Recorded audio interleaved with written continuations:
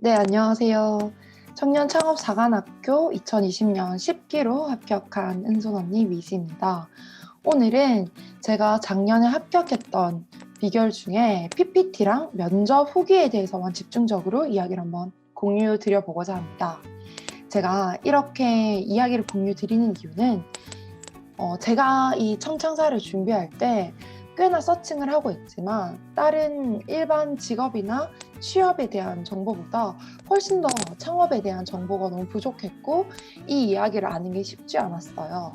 그래서 정말 준비하시는 분들, 마음이 있으신 분들은 저처럼 제가 검색해 볼 거라고 생각을 해요. 그리고 그분들에게 본인의 아이템을 잘 정리하시고 이야기하셔가지고 조금이나마 사업하시는데 도움이 된다면 저로서도 그래서 꽤나 뿌듯한 경험이 될 것 같습니다.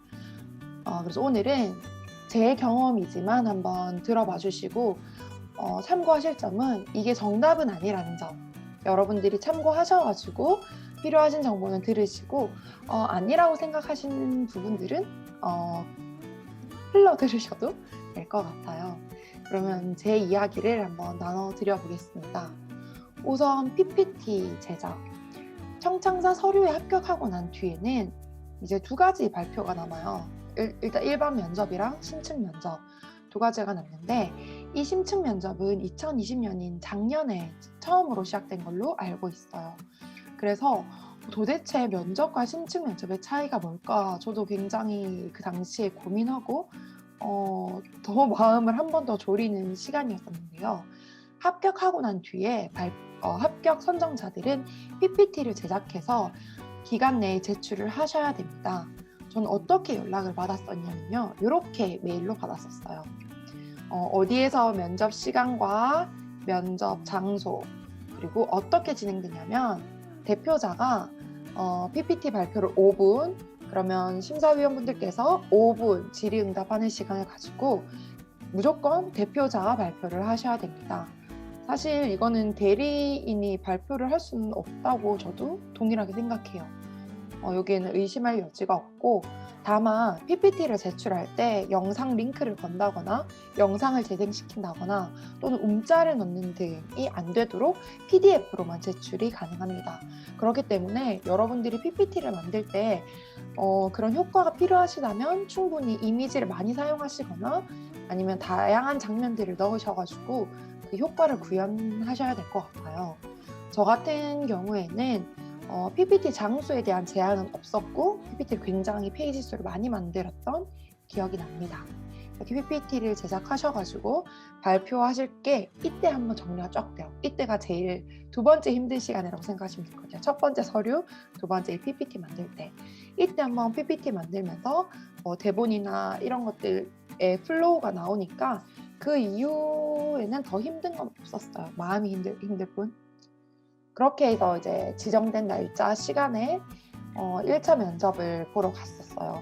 제 기억으로는 5분 정도가 앉아 계셨던 것 같고 제가 그 대기 장소에서 대기를 하다가 제 순번이 오면 이제 들어갔어요. 그러면 운영 안에서 이제 PPT 운영하시는 분 요거 맞나요? 확인해 보시고 체크해 보세요 하시는 분이 계셨고 나머지 심사위원분들 제 기억에는 5분 정도 되셨던 것 같아요. 굉장히 시니컬하셨고 쳐다도 안 보더라고요. 쳐다보시지도 않으시고 서류 막 만지시고 보시면서 뭔가 바쁘게 보시는 것 같았어요.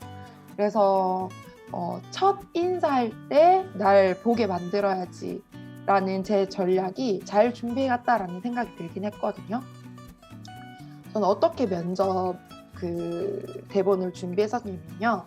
우선 저를 소개하고 안녕하십니까 뭐뭐뭐를 준비한 이렇게 해서 준비한 뭐의 대표 누구입니다.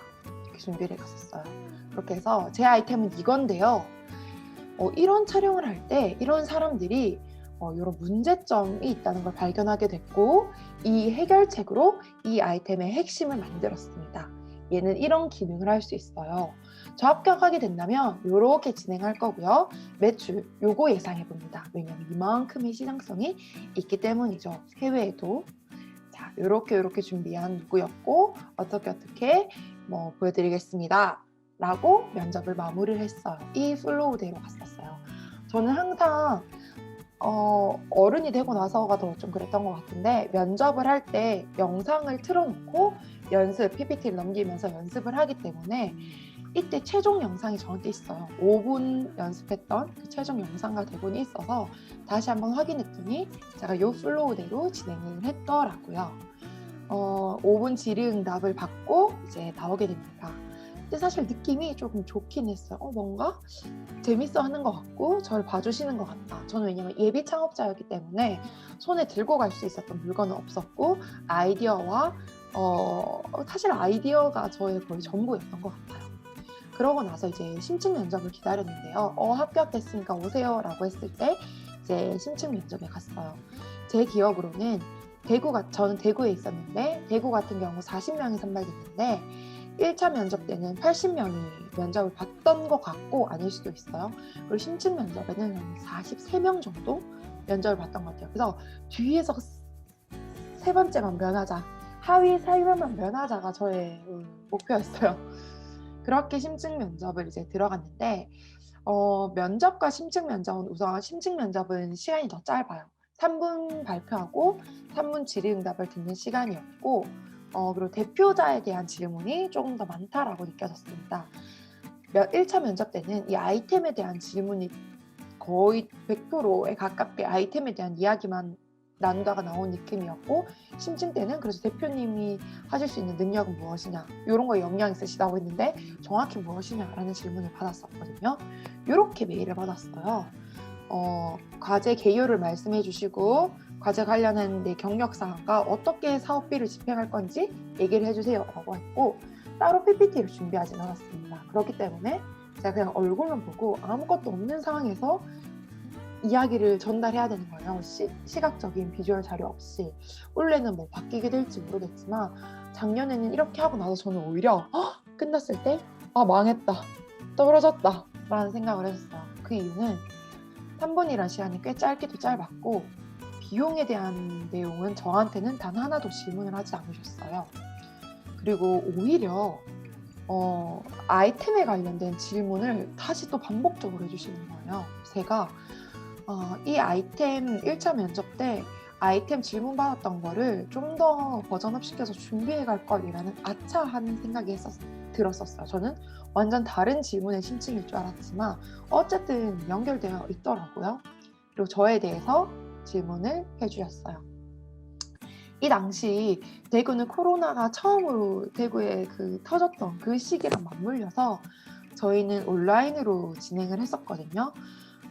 그래서 좀 더 대구가 늦어지고 온라인으로 진행하게 돼서 더욱더 제가 체감하는 느낌, 뭔가 피드백 같은 분위기를 더 파악하기 어려웠던 것 같기도 해요. 이렇게 심층 면접까지 진행을 했었습니다. 정말 다행히 40번째로 붙지 않았을까 싶을 정도로 겨우겨우 이제 붙게 됐고 심층 면접 때는 인사, 저의 소개와 함께 저 이런 거 준비했는데요. 요거를 이 시간 동안 이렇게 진행해 나갈 거예요. 비용을 제가 몇 프로 분배했는데 그 이유는 이런 근거에 의해서입니다 라고 마무리를 했고 사실 딱히 잘 보진 않았어요. 공격적인 질문을 많이 받았었고요. 이렇게 면접을 저는 준비를 했었고요. 이 외에 PPT랑 면접 외에 성창사 관련해서 이런 게 궁금하신 것 같다라는 Q&A 3가지 정도를 제가 뽑아서 왔는데요. 이제 실제로 청창사에 들어가셔서 입교하셔가지고 진행하게 되신다면 사업비 사용 방식이 어떻게 되는지 굉장히 궁금하실 거예요. 이거는 첫 번째, 사업비 사용 방식은 제 통장에 단 100원도 들어오지 않아요. 그렇기 때문에 제가 이렇게 돈을 쓰려고 하는데요. 계획 서류를 10장이 넘게 만들어서 보고하면 오케이 라고 거기 사인이 떠요.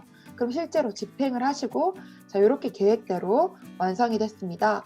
보고할게요. 이거 봐주세요 하면 거기서 봐주고 그때 이제 그 외주 업체에 돈을 쏘는 방식입니다. 아니면 카드로 결제한 거를 그 카드 돈이 빠져나가는 통장으로 입금하는 방식이기 때문에 실제로 제가 단돈 100원도 뭐 마음대로 쓸 수 있는 돈이 없어요. 당연하게 이거는 세금으로 운영되는 거기 때문에 그런 거고 그만큼 지출 준비는 정말 확실하다. 그래서 뭐 프리랜서에게 일을 맡기거나 사업자가 없는 분과는 일을 사실 할 수가 없어요. 왜냐하면 증빙이 되지 않기 때문입니다. 그리고 두 번째 직원 채용은 직원 채용하게 되실 경우 직원이 학사 기준 4년제 대학교 졸업 기준으로 220만 원이 지원이 되는데요.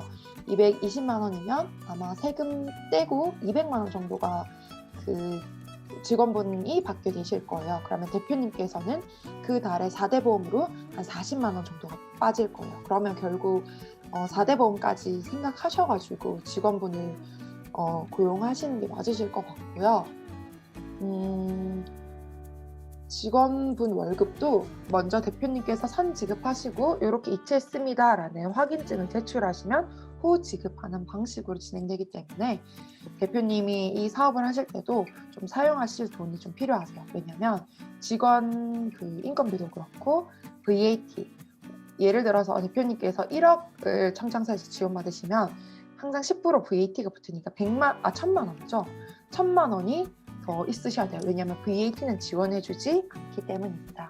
대표님께서 저 VAT 썼어요. VAT 제가 미리 먼저 돈 지급했어요. 라는 증빙까지 하셔야지 청창사에서 돈이 지출되는 형태이기 때문에 어쨌든 돈이 좀 있긴 하셔야 된다. 저는 대출을 받아서 운영을 했었습니다.